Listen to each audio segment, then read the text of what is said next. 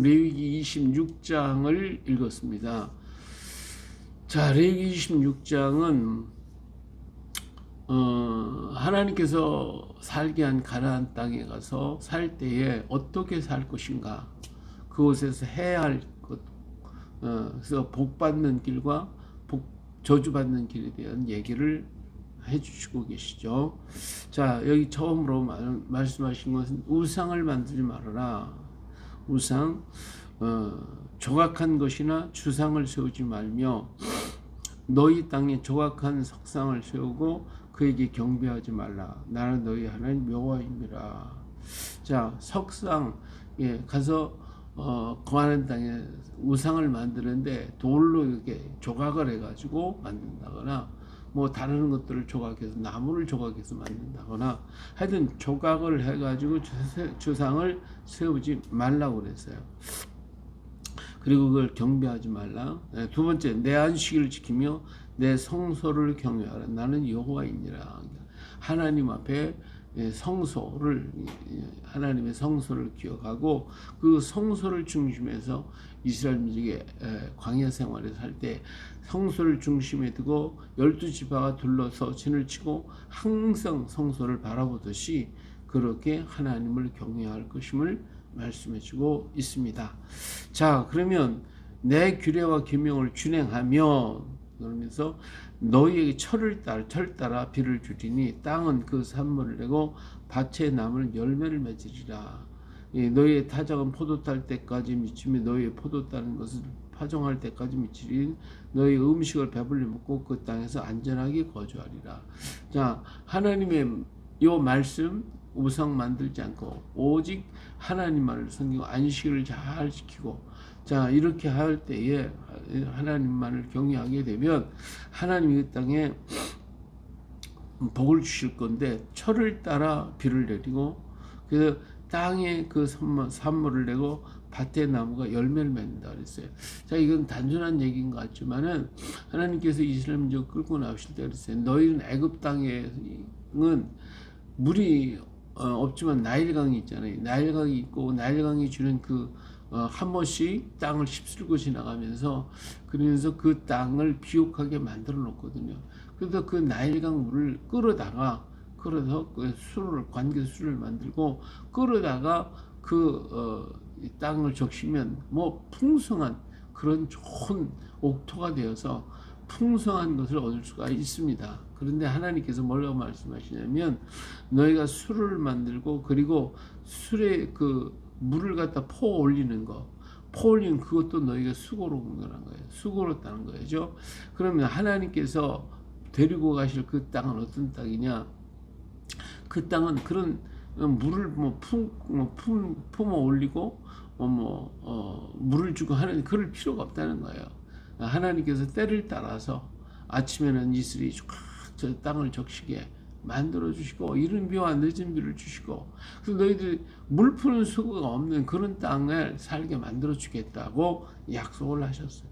그래서 여기서 보니까 철을 따라 또 피를 주시고 그 산물을 내고 밭은 나무와 열매를 맺게 되는데, 얼만큼 타작은 포도 딸 때까지 미치고 포도 따는 것은 파종할 때까지 미치다. 그러니까 뭐 계속 그냥 열매가 맺히고 또 곡식이 이루어지고, 뭐 우리 같은 벼 같은 뭐 1모작, 2모작, 3모작 뭐 계속 할 수 있는 그러한 이 포도의 열매가 따도 계속 열려지는 이러한 놀라운 역사가 일어나게 될 것임을 말씀해 주고 있습니다.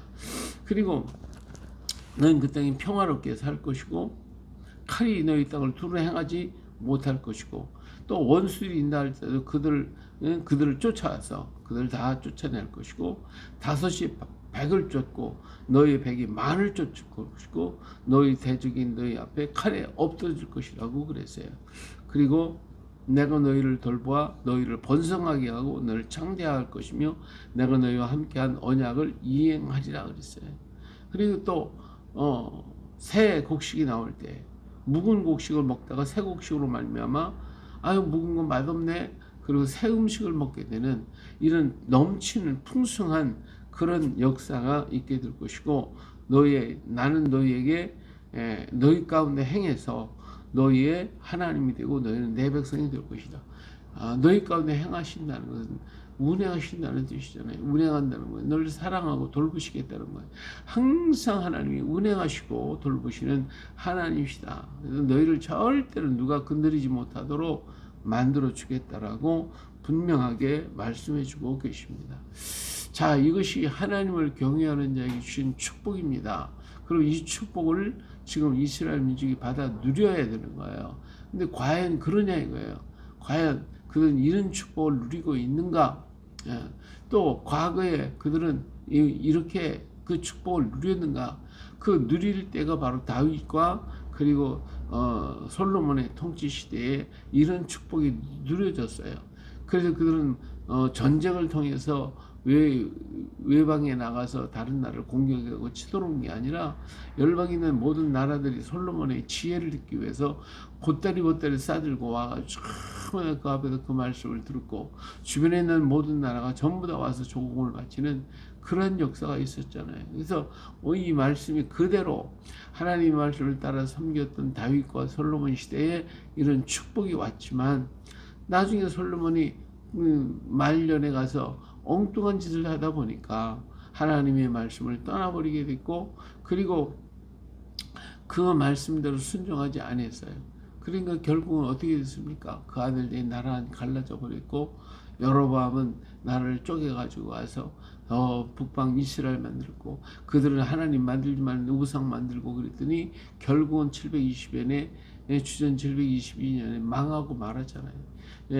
자, 여기는 그 말씀을 보니까 하나님이 내가 너희가 내게 청종하지 아니하 하고 이 모든 명령을 준행하지 않으면 내 규례를 멸시하고 내 법을 뜻대로 싫어하고 내 계명을 준행하지 아니하면 내 언약을 배반하면 하나님이 재앙을 주신다.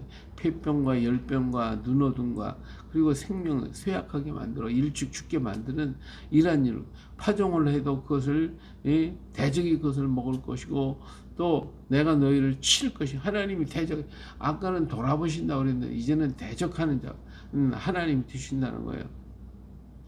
또 너희를 미워하는 자가 너희를 다스릴 것이고 너희를 쫓는 자가 없어서 도망갈 것이고 그래도 너희가 청종하지 않는다 그러면 하나님 하늘을 철과 같이 너희 땅을 놋과 같이 만들어서 너희 수가 어때든 아무것도 나오는 게 없죠. 이러한 그 문제를 당할 것인데 그래도 너희가 깨닫지 못하면 내가 너희 죄를 죄대로 너에게 7배나 더 재앙을 내릴 것이라고 말씀해 주셨어요. 그래도 또 돌아오지 않는다고 하면 결국은 하나님께서 그들을 다 흩어버리시겠다. 모두가 다 흩어버리겠다. 이렇게 말씀하시고 계시는 걸 참만 끔찍해서 말할 수 없을 정도의 문제들이 막 계속 일어나게 되는. 그래도 깨닫지 못하면 어떻게 돼요? 하나님께서 그 땅을 전부 다 너희 거민을 토해낸다고 하신 것처럼 토해내서 이 민족이 흩어지게 될 것임을 분명하게 말씀해 주셨어요. 근데 그 말씀 그대로 북방 이스라엘에게 이루어졌고 582년에 남쪽 유다가 그렇게 되고 만들어졌어요. 그래서 그들은 세계 열방이 다 흩어졌고 가나안 땅은 쉬는 땅이 되어버렸어요. 그들은 안식일을 안 줬고 신년과 안식년을 지키지 않은 그 날짜의 숫자를 따라서 그 땅을 다 황폐하게 만들어버렸어요. 쉬는 땅이 되도록 만들어버렸다 이거예요. 이처럼 하나님의 약속과 하나님의 말씀을 따르면 축복이고 그 놀라운 정말 인간이 이룰 수 없는 그 놀라운 축복이고 그러나 하나님께서 말씀을 폐하버리고 듣지 않고 떠나면 하나님이 없는 땅은 모든 것이 사악한 땅이 되고 그리고 황폐한 땅이 되어버릴 것임을 말씀해주고 있습니다.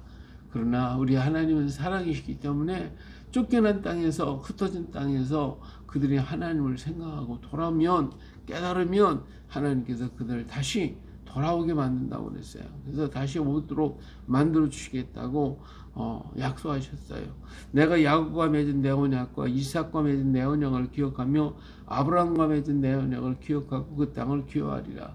그래서 그들은 다시 돌아오게 만들어 주셨어요. 하나님 다시 돌아오게 했어요. 그런데도 그들은 아직까지도 그들이 하나님의 말씀을 깨닫지 못하고 십자가에서 다 이뤘다라고 하신 그 예수 그리스도를 영접하지 않으니까 오늘 그들은 계속해서 두드려 맞는 거예요. 계속 지금 얻어맞고 있고 문제가 터지고 여기저기 사건이 터지고 일을 이루어지고 있는데 아직까지도 깨닫지 못하고 있다 이거예요. 깨닫지 못하고 있다. 우리 하나님 그들을 지금도 사랑하고 계십니다. 내가 그들을 하나님이 되기 위하여 민족들이 보는 앞에서 애굽 땅으로부터 그들을 인도해낸 그들의 조상들과 언약을 그들에 의하여 기억하리라. 나는 여호와다. 하나님은 언제나 그들을 기억하고 있어요. 돌아오기만 하면 옛날에 약속했던 그 약속 언약 기억하고 그리고 저들을 구원하시겠노라고 분명하게 말씀을 했어요. 에르미야에게 분명히 말씀하시기를 너희는 이제 과거에 애굽에서 너희를 인도해낸 하나님 앞에 맹세하지 아니하고 너희를 그 북방 땅에 흩어졌던 그 땅에서 건져내고 끌어낸 그 하나님 앞에 맹세하게 될 것이라고 얘기를 하셨어요. 바로 예수 그리스도를 통한 새로운 구원의 역사가 일어날 것임을 그들에게 분명하게 말씀해 줬지만 아직까지도 그들은 깨닫지 못하고 있습니다. 그들이 깨닫는 길은 한 가지, 바울 사도가 얘기한 것처럼 이방인의 복을 받음으로 그들이 시기가 나고 질투가 나서 그래서 예수 그리스도를 영접하게 될 것임을 바울은 얘기했어요. 정말 그들이 시기할 수 있는 나라, 그들이 정말 바라보고 정말 저 나라가 하나님 때문에 예수님 때문에 복받았구나 이걸 깨닫게 될 수 있는 나라가 과연 이 세상에 어느 나라가 있겠냐 이거예요. 오직 이제 우리 하나님께서 이 나라를 축복하셨고 이 땅을 붙들어 주신 이유가 거기에 있지 않습니까? 그런 거로 하나님은 이 땅을 지키실 것이고 이 땅을 두루 행하실 것이고 이 땅의 주의 영광을 나타내게 될 것임을 분명히 믿습니다. 할렐루야. 그런 거로 하나님이 원하시는 그 나라가 되기 위해서 우리는 깨어야 할 것이고 성도들이 일깨어고 그리스도를 닮고 그리스도의 향기가 드러나고 그리스도의 모습으로 살아가게 될 때에 정말 우리 조상의 옛날부터 홍익인간의 세상으로 산 것처럼 그처럼 그렇게 홍익인간을 바라본 것처럼 우리도 그렇게 살아가는 예수 그리스도를 닮고 지식에까지 풍성한 하나님의 역사를 우리가 의지하게 될 때에 이 민족이 복을 받을 것이고 그리고 하나님의 뜻이 이루어져서 마지막 복음주자로서 지금 사탄이 그냥 목을 꽉 메고 있는 저 북한 땅 넘어가지 못하게 목을 꽉 메고 있잖아요. 이거를 풀어놓고 우리가 북한을 놓고 만주를 지나서 온 세계 만방에 복음 전하는 마지막 복음 전하는 복음 국가로서의 전하는 자로서의 이 사명을 감당하도록 만들어 가실 것입니다. 하나님 지금도 일하고 계십니다. 어떻게 해요? 벌써 200여 개의 우리나라에 선교사들을 파송하셨고 그들이 가서 지금도 복음을 전하고 있잖아요. 세계 어느 나라가 200여 개의 선교사 파송해가지고 하나님의 복음을 전할 수 있도록 만들고 있습니까? 하나님은 이 일을 이미 시작하셨습니다. 그럼 그 일을 이루시기 위하여 하나님은 오늘 또 우리를 훈련하고 있습니다. 오늘 말씀하신 것처럼 우리가 하나님 경외하고 하나님 뜻을 따라가게 되면 모든 파도는 잠잠하게 되고 모든 문제들은 해결될 것이고 하나님을 대적하는 것들은 다 사그러질 것이고 공중문서를 잡은 악의 영들은 미가엘 천사를 보셔서 다 때려잡아 버리시고 그리고 주께서 다스리고 친히 다스리시고 주께서 친히 운행하셔서 이 민족을 지켜주시고 붙들어 주실 것입니다. 그런 거로 세계가 열방이 이 나라를 보고 시기가 나고 질투가 나고 그래가지고 예수 그리스도를 만나게 될 것입니다. 오늘 우리가 실망하거나 낙심하지 말고 주께서 이를 이루실 것이라는 이 확신과 믿음을 가지고 주님만 바라보고 주님만을 의지하고 주님께 영광 돌리고 주님을 찬양하며 오늘 또 우리 하나님이 모든 문제를 해결하시고 하나님의 뜻을 이루어 주실 것을 믿고 걸어간다면 하나님 반드시 이 민족에 놀라운 선물을 주실 것입니다. 넘치도록 선물 주실 것입니다. 우리가 알 수 없을 대로 깜짝 놀라도록 하나님은 선물 주실 것입니다. 왜? 이스라엘 민족이 우리를 보고 시기가 나야 되니까 시기가 날도록 하나님 풍성한 은혜로 채워주실 것입니다. 그런 거로 이 말씀과 이 언약을 분명히 믿고 더욱 주님을 사랑하고 더욱더 주님께 영광 돌리드는 오늘 우리 모두가 되시기를 예수님의 이름으로 축복합니다. 할렐루야.